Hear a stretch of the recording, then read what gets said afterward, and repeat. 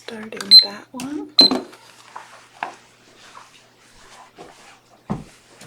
It's starting that one. Okay, little dog. Okay. All right. So last time we talked about intuition, and one of the things we talked about was that it can help you set your goals. So today we get to talk about goal setting, which I'm a super nerd about. I love it. It's one of my favorite things in the world, setting goals for myself and then also helping people find their perfect goal. So we get to talk about that today. Yay, Cassie! Yay! There's a reason I'm a project manager. Absolutely. Freaking love goals. They're so great. I want to pop in and ask you, Yes. like, who is your target audience in setting these goals? I think women who also feel scattered. Well, really anyone. Anyone who wants to live anyone who wants more. Because your more might look different than my more. Absolutely. So your more might be, I want to live calmer. I want my days to flow better. Someone else's more might be, I want to make $1 million and I don't know how, so I'm going to start a business. I don't care what your more is. You need goals either way. Yeah. But I think for me, how I got started into setting goals and creating plans for goals was a way to manage my ADD, because I'm so scattered and I can get distracted so easily. So if I had a plan, then it could be almost gamified, where I was like, ooh, checking that off. It helps with the motivation, but it also helps with clarity. Sure. Because I know for me and a lot of other people with, ADD, if I am like, oh, I'm going to do all these things, I will overcommit myself so easily. Absolutely. So easily. And I think, especially as women, because we are told to do so many different things and be so many different things to so many different people, it's easy for us to get overwhelmed and then completely lose sight of taking care of ourselves. We're at the bottom of our list. So to say, I have a goal, this is when I'm working on it, this is my next step, we can bypass the decision paralysis or the overwhelm, as well as the decision fatigue of what comes next. You have a vision, so you're more motivated to get there and make that vision a reality. But then also, the time commitment that you've already committed to yourself. And so it's easier at least for me personally, I found it's easier to say, that doesn't fit in my life right now. Sure. Right now, because the other key thing for goals is I reevaluate my goals every quarter. Sure. So every 3 months, I'm saying, this is what I'm going to do for the next 3 months. I'm not committing to more than that. My goals might completely change. I might go down one road and be like, this is not it. And completely change my goals. Or my energy levels might change. But that way I have a designated check-in point with myself so that I can say, how am I feeling right now? Checking in with your intuition, which we talked about last time. And where do I want to go and what do I need and what am I feeling in this moment? But this isn't what my life is going to look like forever. Right. Because I feel like there can be some commitment fear with setting goals. Absolutely. Especially big goals, and they can feel really overwhelming. So using tools to help you break that down can actually help you reach bigger goals. Love it. That was a really long answer to your question. That's okay. Well, and part of that, though, in the overwhelm of that, part of that is including self-care. Yeah. Finding where you need to stop and take a break to get to your goals. Yeah. So we can also include that in the plan of, okay, this is where I want to see myself. How do I get there? But I know that I got to take care of myself along the way to get there. Otherwise, you won't have enough stamina to reach it to the end. Right. Because I think it's so easy to say, I want to, make $1 million. Who wouldn't want to, right? Everyone would love to have that. So then you're like, okay, I must be very busy to do that. I see all these amazing entrepreneurs, they're out there burning themselves out. Mm-hmm. That's the way that we're told to get there. Yep. But that might not be the best way for you. No. Or you might find a more efficient way to do that just by stopping and planning. Pull in that vibrational energy change too. Like you have to be what you want. Yes. So you have to get yourself to a point where you're like, okay, this is the energy and you just pull it to you, and it's easy and not hard. Well, and if you do go, full steam ahead and you, let's say you make that $1 million, maybe you're too burnt out to enjoy it. Sure. Or you can't make the next million because you are so exhausted, you have nothing left to give. Sure. What was that really worth then? If you've achieved this goal, but along the way, you can look back and say, oh, I let my kids down. I let myself down. I let go of these really important relationships with friends because I was so focused on this goal. And so by saying, by creating these plans and goals that fit into your life, you can make sure that you're not overcommitting yourself. You're still moving forward, so you don't have that anxiety when you're with other people. Because I really developed this particular plan, and I use time boxing and a lot of other things to meet my goals, which we can talk about all of those. But during the pandemic, when I was working from home full time, I was trying to start my own business. I was also a single mom of a 2-year-old. Mm-hmm. And so I was constantly pulled in these different directions. And I was like, but I had set these goals, right, for myself. And I was like, well, then I have to do them. Things had changed. I needed to reevaluate. And I also needed to know these 2 hours, I'm going to work on this. But I can put my mom heart at rest because I know the next 3 hours I have blocked out dedicated time to just one-on-one with my daughter. Mm-hmm. So it's okay for me to say, I can't do this right now. Mm-hmm. I will be with you 100% present with you after this. And then my time with her was more valuable it was better quality time because I wasn't also trying to post this thing and finish this thing and answer this email. It was, I answer my work emails from this time to this time. This time is my daughter time. Mm-hmm. So having a schedule like that can kind of give you more freedom in what you're doing. Yes. Because you're like, this is my time to focus on this. Yes. I've got this coming up. And then that your daughter, during your work time, your daughter was taken care of. Yes. Somebody else was focused on her, and then you had the space to do that. Yeah. I want to share when I had just had my third child, my son. I went to pelvic floor physical therapy, and who doesn't need pelvic floor physical therapy after having had a baby? My goal was to fix my pelvic floor. Like, I had 3 babies, I'm having a lot of issues, like, and I got in there and tighten this shit up. Tighten this back up. Like, this is not working for me. And I got in there, and I'm going to give a shout out to Kristen Breathe because she's amazing. She said, but how are you feeling? And I was like, what do you mean, how am I feeling? Like, the pelvic floor needs fixed. Like, this is it. Right. She goes, but we can't fix this problem unless we identify all the things that are going on with you. Yeah. And I was like, okay. And somehow through that, I identified that I had postpartum depression. I had no idea.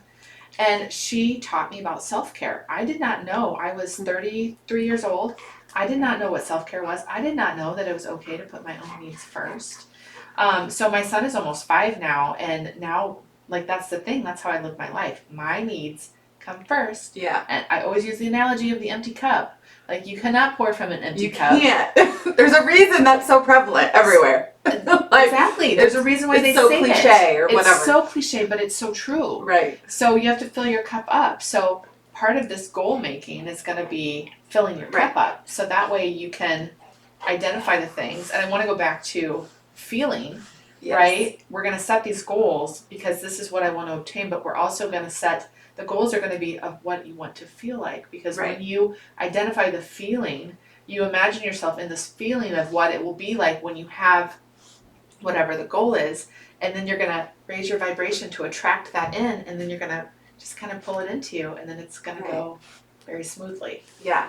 And I think for me, what I've learned is with this, and this kind of goes into self-care, but, I came from a place where it was very action-oriented. I didn't know how to relax. Exactly. I didn't know that was something you could do. So actually, one of my very first goals was to learn how to relax. Yeah. And I made a plan for it. Yeah. And I was like, okay, on Thursday night, I'm going to try watching a movie. Right. And I'm not going to feel any guilt. That was my goal. Like, and I, use these time blocking tools and all these other things to help me get into that space where I'm like, no, my obligations, my roles or whatever have been met because I've mapped it out and I can see it. I'm a visual person, so I can see it on a calendar. I've met everyone else's needs, but I need to fill up me. And so I'm going to read this book. I'm going to go get a massage, but it can also be, I'm going to go to the gym. I'm going to make a healthy meal for myself. Like, I think for me, it was also learning what self-care was. Yeah. Because, you know, a lot of times it'll be described as those kind of fluffy things. And it's like, I don't have time for that. I don't have money for that. But I can take care of myself in really busy seasons by eating healthy. Or, like for me, I've learned that while eating healthy is nice, I hate cooking. Sure. I hate it, and it's just me and my daughter, so I do meal plans or the meal kits because I'm like, this is how I'm treating myself, because then I'm not stuck in the kitchen, especially in a really busy season if I'm trying to do a really big goal or you know, that just frees up like a half hour of my day, and I know that's a privilege and maybe not a priority for other people, but that's what works for me. And that was part of setting these goals, of identifying what do I need in this season to have the energy to meet these things and all the other things I've already committed to. Because as a woman, like, and especially as a mom, like, you can't just be like, this is my one goal, I'm only focusing on this. Right. It doesn't work like that. That's not how that works. No, we're multitasking. You masters. children over there, take care of yourselves now. Yeah. No, that's no. No, it does not work like that. It does not work that, and we wouldn't want it to, in all honesty. Yeah. We wouldn't want it to. Oh my gosh, it would be so terrible if your kids didn't need you anymore. I know. Oh, that's a sad story for another day. Right, when they're older. When they're all grown up. Yes. Okay, so as I was coaching previously, I learned that my brain works differently from other people's. I do a lot of this just intuitively. So I created this Do This First journal.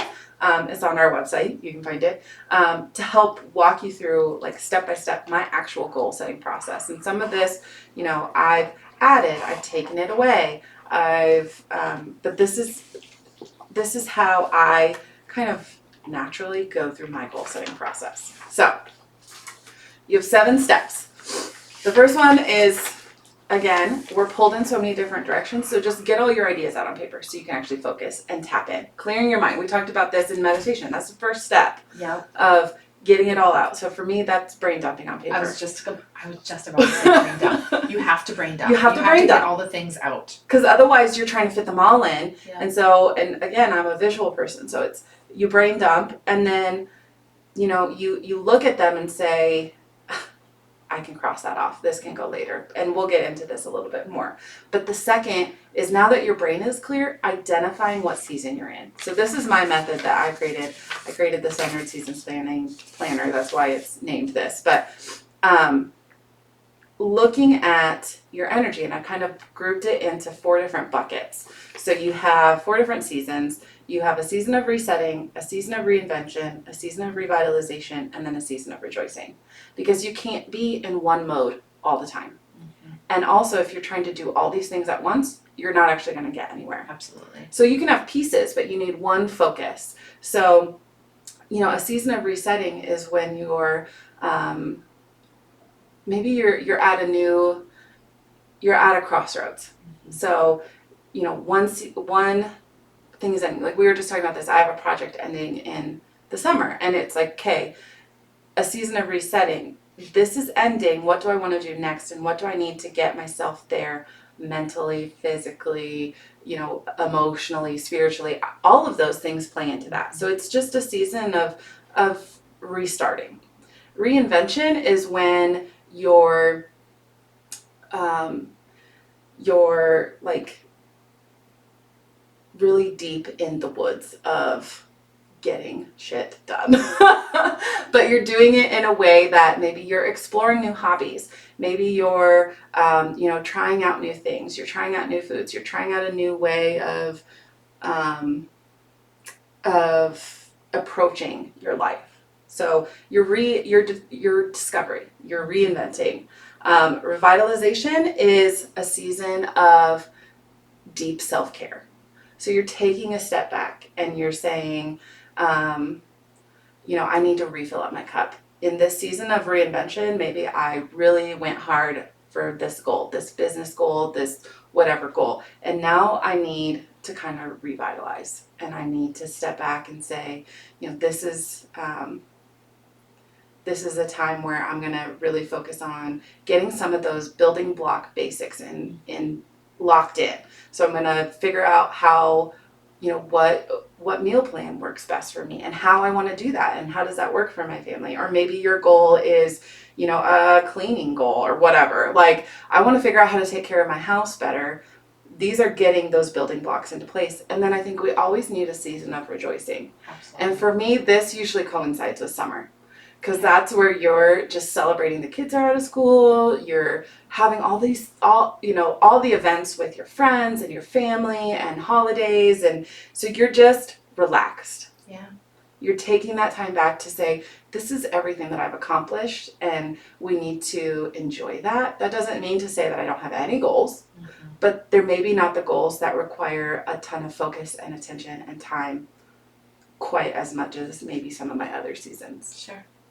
I love that you divided those into the seasons. As you were talking about that, I was thinking about my seasons look a little bit different. Yeah. But they have the same premise. Right. I call my spring as when I'm planting seeds of what's going to happen through the summer. The summer is when I really reinvent things and get moving and do a lot of work. Fall for me is where you let the things fall away that no longer serve you and things that you need to clear space for. And then winter is rest. And so it's so that's like similar. So if we're putting in this, like your fall is your season of resetting, your spring is maybe your reinvention, your winter is your revitalization, and then rejoicing for you, it sounds like it's in summer too. Like I would say reinvention is more fall, and then rejoicing is more in the wintertime when I'm resting. So I think that's a good example of that. These things can be placed wherever you're at. And it's like, for me, I come from a corporate background, so I set goals quarterly. But you could also do it in the season. So instead of starting your goals in January, you could have them start in like November if you're wanting to go with that winter energy or the spring energy. You could do it. Just my brain cringes at not starting on the first of something. And for me, actually, the first of the year, I go with I'm more astrology based. So April 1st is like the beginning of the Lunar New Year. And so really that's when the seasons start for me. So it's good to take in mind, where am I at? What resonates with you intuitively? Yes. And it might have to do with your birth chart when you were born and how things are laid out that way too. Right. It's like these aren't rigid. And also I think it's worth mentioning, like, you don't have to go in a certain order. Yeah. And also if you are, really fired up, or you we're going to talk about this later, like it's a mix of energy and logistics. So, if you are in a place where you can have two really, heavy seasons, or you're feeling really invigorated to do this goal, you could have two, reinvention seasons back to back. Or maybe you're in a season where you really need to take care of yourself. Like I know, going through my divorce, I was in just a cocooning season for a while. It was a little bit of reinvention, but a lot of self-care, of learning how to do that. And it wasn't, I didn't have the energy or the headspace to go after some big goal. Sure.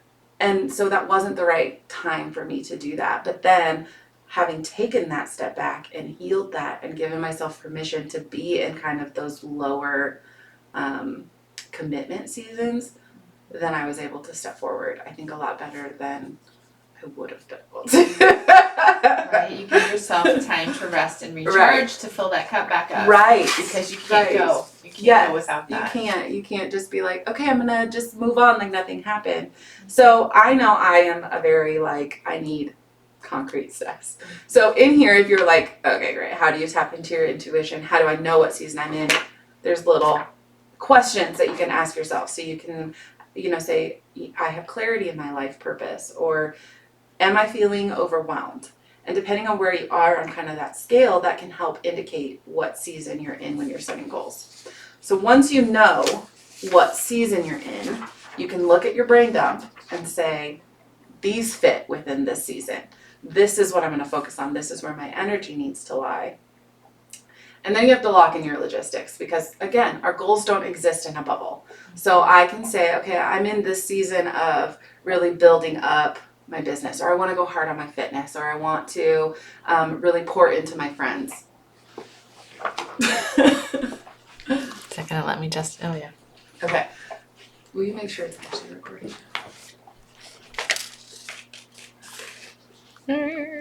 Movie recording. Okay. It is. Okay.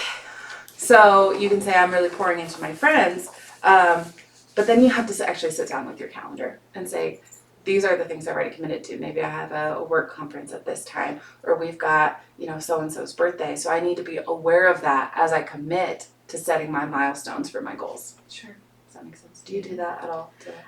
You know what? Do you do it a little bit different? Yep, I'm super. I'm an air sign. I'm super floaty. I'm just going with it. So for me, the only time I can relate to goal setting was when I first realized, when I first started tapping into my intuition, I learned about the moon and the earth and how you kind of, I learned about planetary alignments and how you kind of flow with things. And so for me, some of that is astrology based. What's happening in the astrology right now? What am I doing right now? The first thing I learned to do was to work with the moon and to write down things I was releasing during the full moon. So forgiving people that need forgiven, releasing energies that I no longer needed, like anger and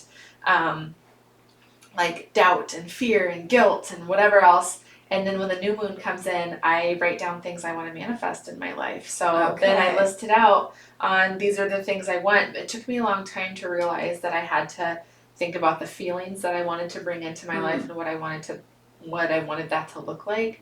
So for me, it was more of, I want to feel more joy in my life. I think I probably at first would manifest, my family is so happy, or there's a lot of laughter in this house, which I guess falls in line with that. But yeah. The first thing I did was get a new job.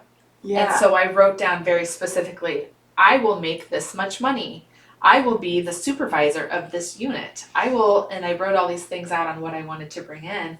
And then it didn't look like that at all. I ended up leaving that job, bringing in another one. And then that job was almost worse than the first job. So then that took me a whole nother year of figuring out what I wanted.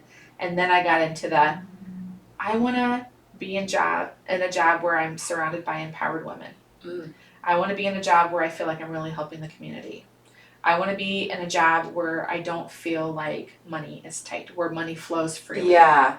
So I wrote all these things down, and then for those of you who know me know that I found the perfect job. Right. It landed in my lap. In fact, I was in bed. I was done with my phone for the day because I do a thing where I'm done. I've got the do not disturb on. I'm done. And I was laying there and I was like, I have to look at Facebook right now.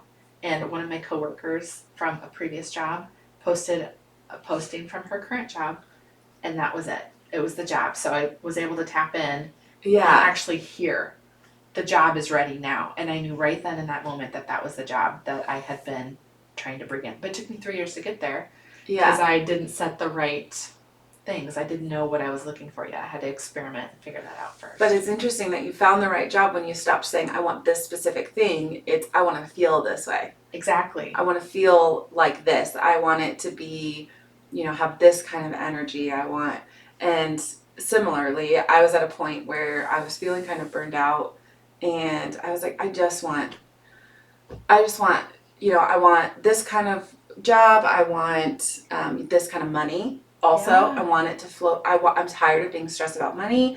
I want to be back in the world. This was when the pandemic was kind of calming down, and it fell in my lap. Right. Because I was just like, this is what I need. You let go of control. You surrendered. Right. I didn't, I had never heard of a project like this, but it was I knew I wanted to feel like I was contributing, and I wanted this amount of money, and I wanted to be with these kind of people, and I got a project that's literally impacting lives, tapping into my technology background.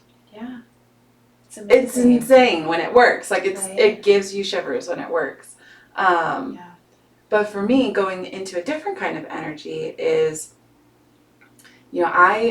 I struggle with PMDD. So what that means is about 7 to 10 days before my cycle begins, I crash hard, and it's all hormonal. And so for me, when I'm setting goals, I have to say, okay, I know in this time of the month, I'm going to feel like this. So I need to assign the tasks that I've identified that I'm capable of doing. Because if I hold myself to the standard of up here, where I'm going all the time, I'm feeling my best, that's going to just tank my mental state even more.